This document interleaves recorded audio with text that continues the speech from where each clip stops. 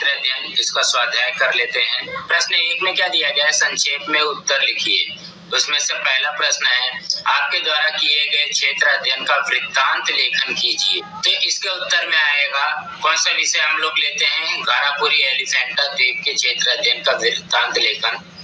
इसमें से पहला है क्षेत्र अध्ययन का उद्देश्य। पहला, समुद्री द्वीप की संकल्पना का प्रत्यक्ष निरीक्षण द्वारा अध्ययन करना, और दूसरा, घारापुरी एलिफेंटा द्वीप के विषय में विस्तृत जानकारी प्राप्त करना।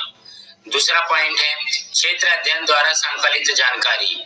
उसमें से पहला है घारापुरी एलिफेंटा द्वीप का स्थान।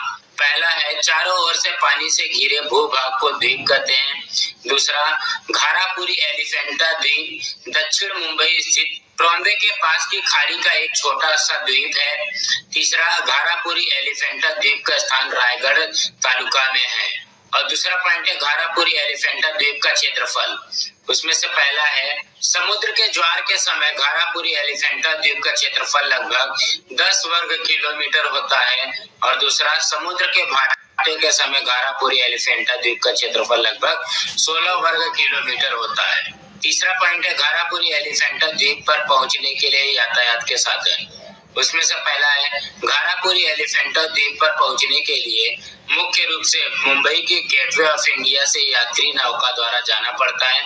दूसरा, गेटवे ऑफ इंडिया से घारापुरी एलिफेंटा द्वीप पर पहुंचने में लगभग 1 घंटे का समय लगता है। तीसरा, इस यात्रा के दौरान मुंबई की टोलेगंज इमारत, बॉम्बे हाई क्षेत्र, नावा सेवा बंदरगाह, बड़ी बड़ी व्यापारिक नौकाएं, सीगन पक्षियों के झुंड दिखाई देते हैं। चौथा पॉइंट है घारापुरी एलिफेंटा द्वीप के पर्यटकों का आकर्षण। इसमें से पहला है, घारापुरी एलिफेंटा द्वीप पर पत्थर में खोदी गई अनेक गुफाएं पाई जाती हैं। दूसरा, ये गुफाएं विश्व में प्रसिद्ध है।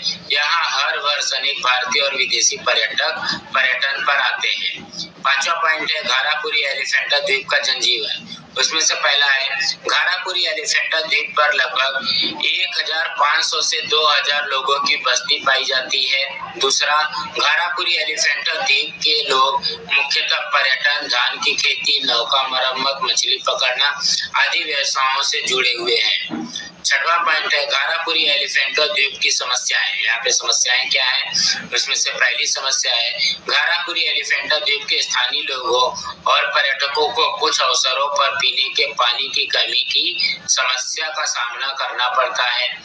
दूसरा है, घारापुरी एलिफेंटा द्वीप पर शैक्षिक तथा वैद्यिक सेवाएं पर्याप्त मात्रा में नहीं पाई जाती। अब हम अगला प्रश्न करते हैं। दूसरे प्रश्न में क्या दिया गया है, कारखाने में क्षेत्र अध्ययन हेतु जाने के लिए प्रश्नावली तैयार कीजिए। तो इसके उत्तर में आएगा, कारखाने के क्षेत्र अध्ययन हेतु प्रश्नावली।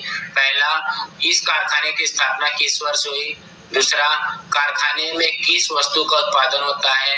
तीसरा, कारखाने में कार्यरत कर्मचारियों की संख्या कितनी है। चौथा, कारखाने की वस्तुओं के उत्पादन के लिए किस कच्चे माल की आवश्यकता होती है। पांचवा, कारखाने की वस्तुओं के उत्पादन के लिए आवश्यक कच्चा माल किस स्थान से लाया जाता है।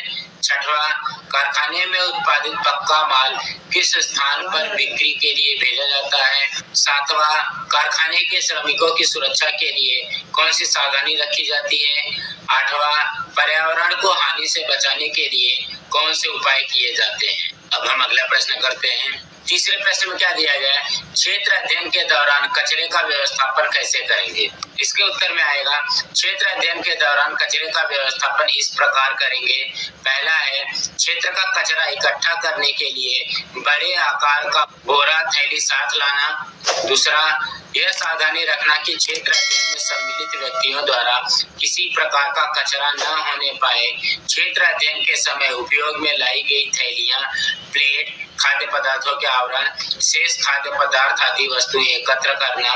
तीसरा, संबंधित क्षेत्र में जानकारी पट, पथनाट्य, सूचना पट आदि साधनों द्वारा स्वच्छता के विषय में जन जागरण उत्पन्न करना। चौथा, संबंधित क्षेत्र का कचरा व्यवस्थापन के लिए उस क्षेत्र के सरकारी अधिकारियों से शिक्षकों के मार्गदर्शन के अनुसार पत्र या साक्षात्कार द्वारा संपर्क करना। अब अगला प्रश्न करते हैं। चौथे प्रश्न में क्या दिया गया है, क्षेत्र अध्ययन हेतु आप क्या सामग्री साथ लेंगे। तो इसके उत्तर में आएगा, क्षेत्र अध्ययन हेतु हम अग्रलिखित सामग्री साथ लेंगे।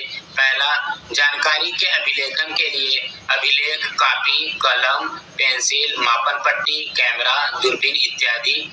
दूसरा, स्थान की दिशा निश्चित करने के लिए दिशा सूचक यंत्र तथा गहन अध्ययन के लिए मानचित्र। तीसरा, क्षेत्र अध्ययन के उद्देश्यानुसार जानकारी संकलन के लिए नमूना प्रश्नावली। चौथा, क्षेत्र के पानी या मिट्टी या कचरे या वनस्पतियों या पत्थरों के नमूने इकट्ठा करने के लिए कागज की थैली अथवा ढक्कन वाला डिब्बा। इसके साथ साथ टोपी, पानी की बोतल, प्रथमोपचार पेटी इत्यादि, ये सारी चीजें हम साथ में लेकर चलेंगे। अब अगला प्रश्न करते हैं। पांचवें प्रश्न में क्या दिया गया है, क्षेत्र अध्ययन की आवश्यकता स्पष्ट कीजिए। इसके उत्तर में आएगा, क्षेत्र अध्ययन की आवश्यकता अग्रलिखित मुद्दों के रूप में स्पष्ट की जा सकती है। उसमें से पहला है, क्षेत्र अध्ययन द्वारा भौगोलिक संकल्पनाओं, घटकों तथा प्रक्रियाओं का प्रत्यक्ष अनुभव प्राप्त किया जा सकता है। दूसरा, क्षेत्र अध्ययन की सहायता से मानव तथा पर्यावरण के पारस्परिक संबंधों की जानकारी प्राप्त की जा सकती है। तीसरा, क्षेत्र अध्ययन द्वारा क्षेत्र अध्ययन के लिए चुने गए क्षेत्र की सामाजिक, आर्थिक, ऐतिहासिक तथा सांस्कृतिक परिस्थितियों का भी अध्ययन किया जा सकता है। चौथा, क्षेत्र अध्ययन द्वारा भूगोल का अध्ययन अपेक्षाकृत अधिक आकर्षक बनता है और प्राप्त ज्ञान के उपयोग को प्रोत्साहन मिलता है। दोस्तों, आज हमारा यहाँ पे पार्ट 1 क्षेत्र अध्ययन का स्वाध्याय कंप्लीट हुआ। दोस्तों, आप लोगों को ये वीडियो कैसा लगा, आप लोग कमेंट बॉक्स पे जरूर लिख करके बताइए। आप लोगों को ये वीडियो पसंद आई होगी तो आप लोग इस वीडियो को लाइक कीजिए, अपने फ्रेंड्स के साथ